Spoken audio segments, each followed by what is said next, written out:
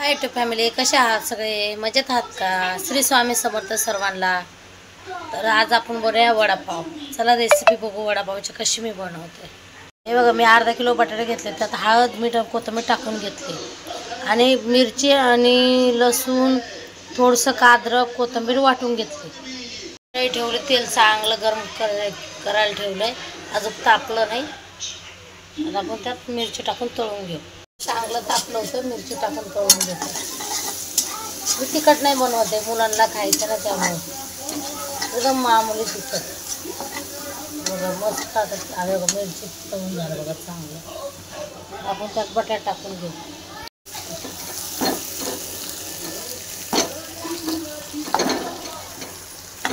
याला हलवून घेते. आपल्याला चांगलं मिक्स करून घेऊ. चटणी चांगलं मिक्स करून घेतली. हे बघा, 1 चम्मच मी गरम मसाला टाकून घेतो. हे बघा, 1च चम्मच टाकते. त्याला चांगलं मिक्स करून घेतो.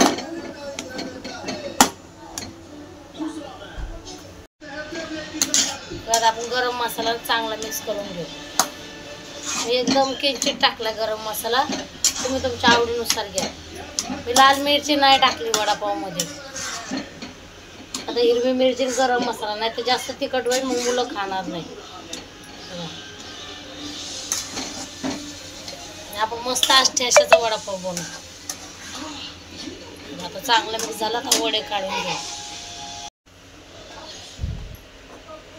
एक एक करून सगळे वडे करून घेते मी. गरम आहे आपली चटणी.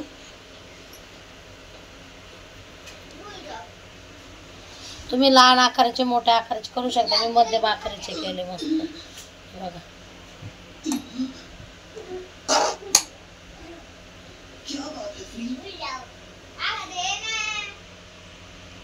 बघा आता मी पटापट करून घेते वडे. करून झालेत. मी अर्धेच बनवले. अर्धी चटणी मी तशीच ठेवली एक साईडला. माझ्या घरात जास्त वडापाव कोण खात नाही, त्यामुळे मी मोजके बनवणार आहे. तर मी समजा अर्धी चटणी ठेवून दिली आणि अर्ध्या चटणीचे बनवले, म्हणजे 1 पावचे मी बटाटे वडे बनवणार आहे. चला आता बेसन पीठ काढून घेऊ. मस्त आता वडापाव बनवून ठेशाचा. खायला पण चवदार, कधी पण बनवून खाऊ शकता.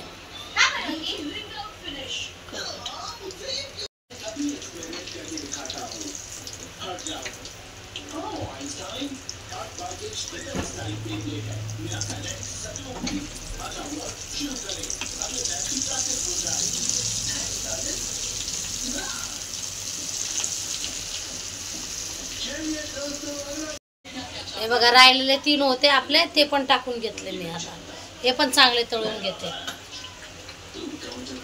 ते गरम आहे मेंटल. हे बघा, आता आपले वडे तळून झाले. बघा, लाल चटणीसाठी मी जे वडे मी बनवले ना, त्याचं बेसन पीठ उरलं होतं, ते आता मी असं मस्त तळून घेतलं. आता मी याची चटणी बनवणार आहे. एकदम कुरकुरीत चटणी लागते. चला हिरवी चटणी दाखवते मी तोपर्यंत कशी बनवायची तुम्हाला. आता हे तळून झालं, आता काढून घेते. आपण याची चटणी बनवणार.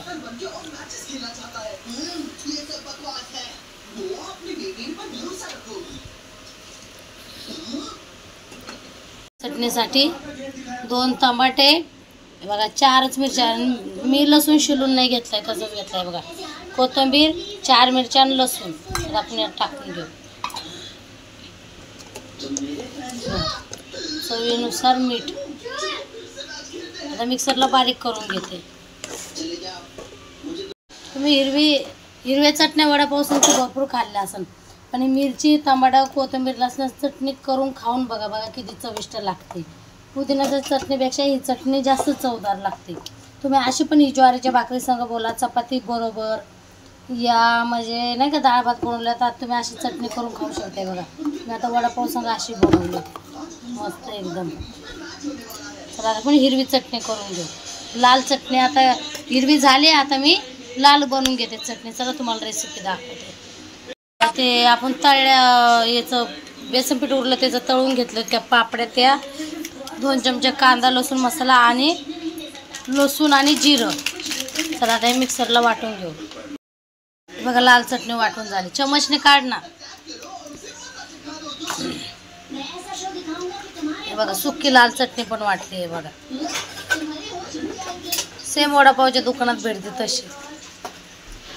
गली मलाच बनवता येते, आमच्या घरातल्याला कोणालाच येत नाही.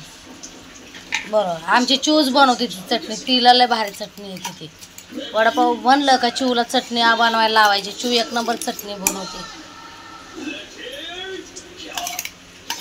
ती चटणी चिवने आपल्या वाटली मस्त मस्त. तुम्ही पण अशी चटणी करून बघा, खाऊन बघा.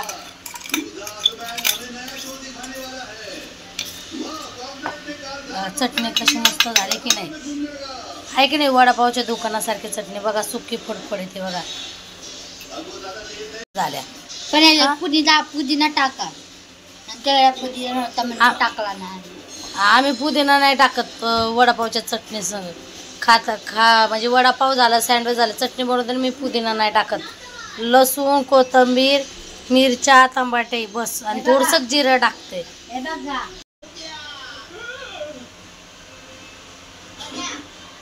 आता चो वडापाव बनवते खाण्यासाठी.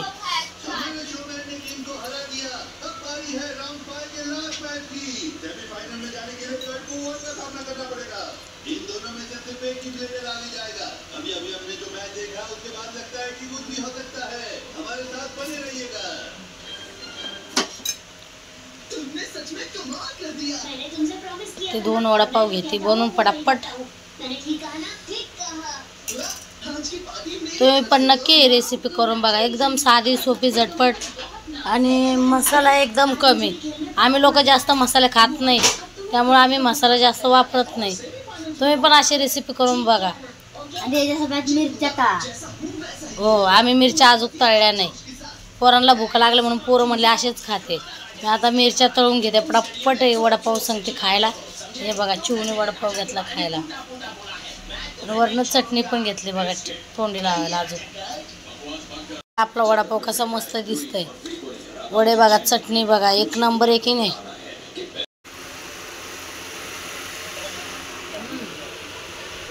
तुझी चटणी तर ती बाई वडापाव चांगलाच लागणार. वडा तिखट झालाय? बिलकुल नाही झाला.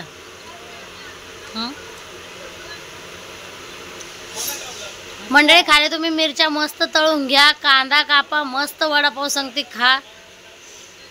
जशी मी रेसिपी बनवली तशी तुम्ही बनवा, एन्जॉय करा. खाऊन कशी झाली मला कमेंटमध्ये सांगा. माझ्या आयडीला सबस्क्राईब करा, लाईक करा, शेअर करा. श्री स्वामी समर्थ सर्वांना. या सगळे वडापाव खाण्यासाठी.